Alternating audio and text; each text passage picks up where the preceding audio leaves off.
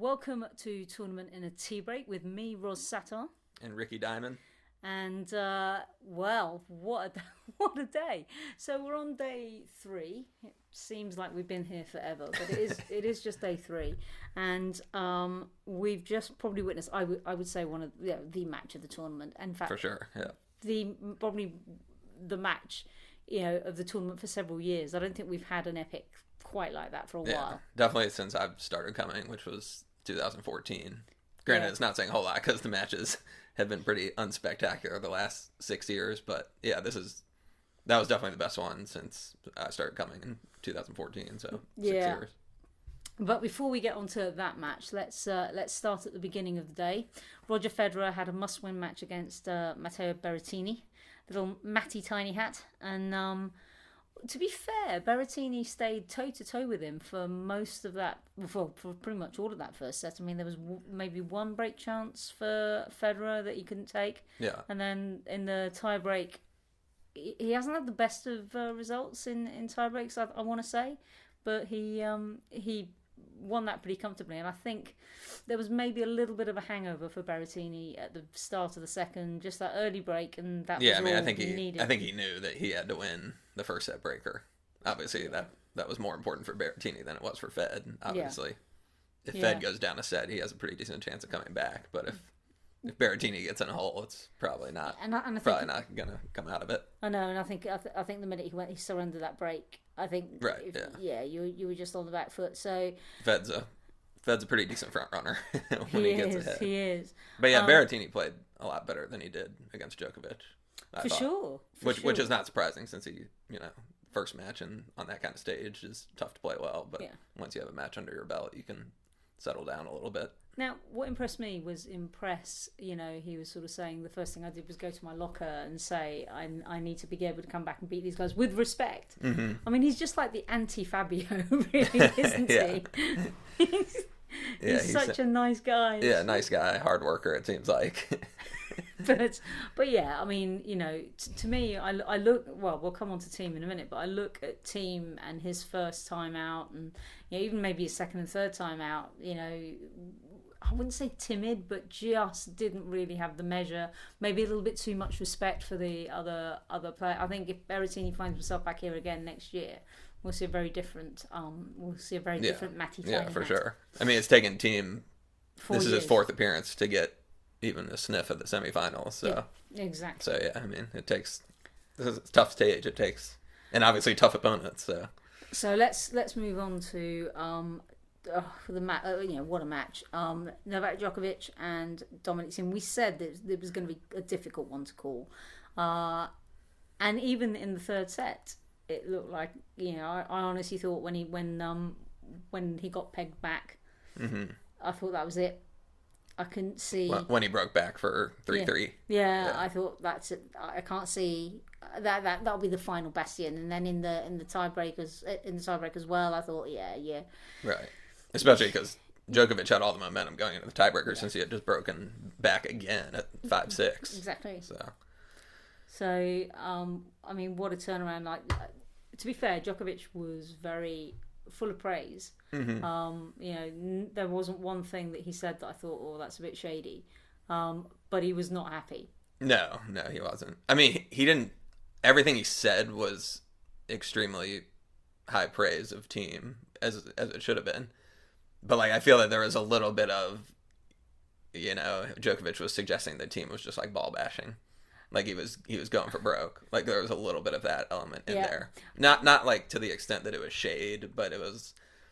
Someone asked him like if Djokovic thought that Team would be able to sustain that level, and he didn't say no, but he also wasn't like, yeah, definitely. He just basically implied that it's hard to sustain that level when you're going for broke on every shot. Yeah, which is true.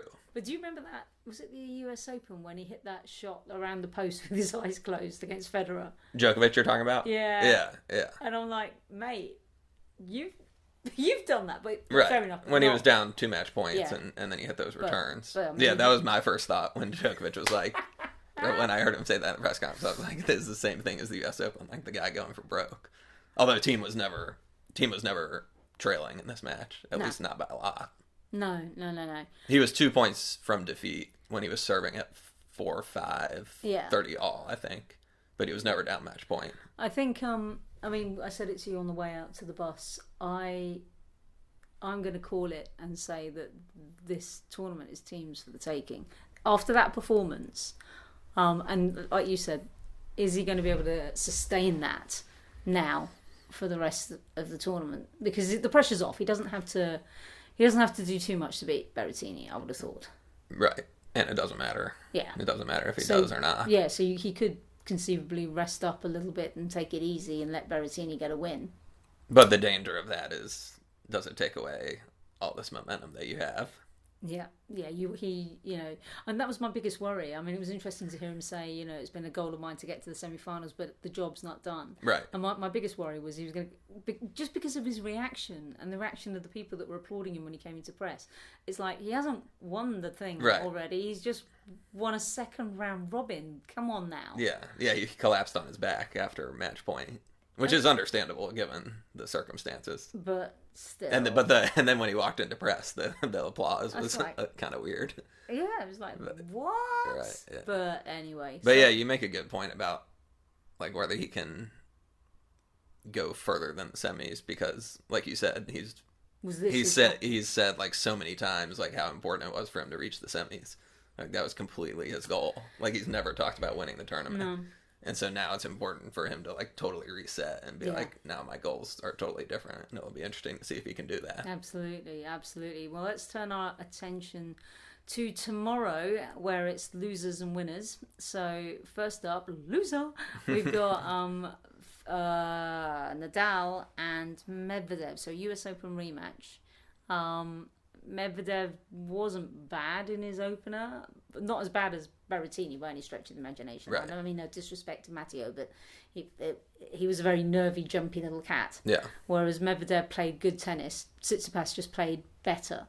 Now, the only thing that comes to my mind is Nadal still, I think, is probably a good 2 or 3 matches. He's probably a good round robin set away from being at full speed, in my view. I agree. It's hard to see him going from what he was against Zverev to going to the true Nadal in just one match.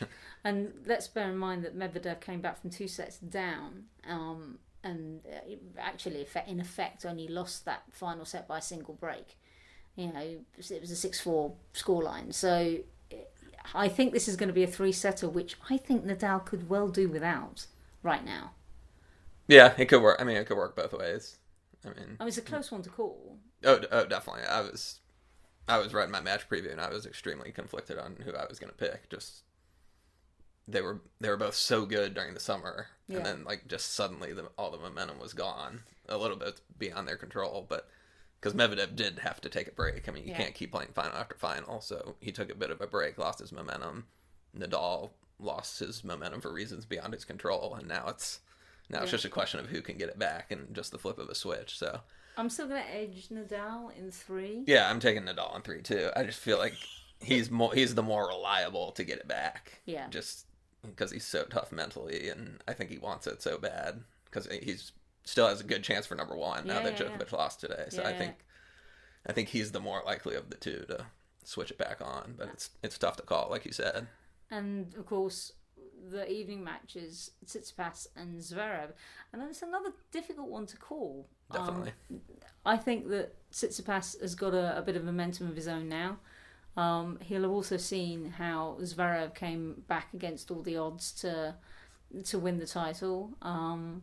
I think he feels that he needs a statement title. He hasn't really had one of those this year. But Zverev is mightily impressive, and maybe there's also a little bit of needle there as well. I think they made friends for Laver Cup, but I do think that Zverev is like, enough with your Instagramming and YouTubing already. Oh yeah. So yeah, they don't dislike each other as much as Tsitsipas and Medvedev, but it's pretty close. Yeah, I think I'm giving a slight edge to Tsitsi. Just he's 3-1 in the head-to-head, and he's won 3 in a row, so that's a factor. Yeah. And I just thought he played even better against Medvedev than...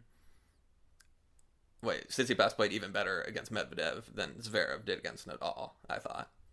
Really? I thought so. Interesting. I actually thought that Zverev played blinder. I thought Zverev played pretty well, but I just don't think Nadal brought that much to the table. Yeah, Whereas I feel okay, like I thought Medvedev made City work harder, and City really took it to him. I'm still going to veer on the side of Zverev, but probably I think he's going to have to work for it in 3. Yeah, I think we can definitely agree on 3. I'm going with City in 3. All right, so I'm going to go back and listen to these and compare and have a nice little graphic of how we've done so far. It hasn't been pretty for me. I know that. At least I got Federer over Berrettini in 2, but everybody did. We need to have we'll have to have a Holiday Inn mug as right as the prize. Yeah. But yeah, let's. I wonder. It could well be another late one tomorrow. But anyway, we will be back tomorrow. But in the meantime, you have been listening to, of course, Ros Satar from Britwatch Sports and Ricky Dimon with tennisballs.com. Thank you for listening.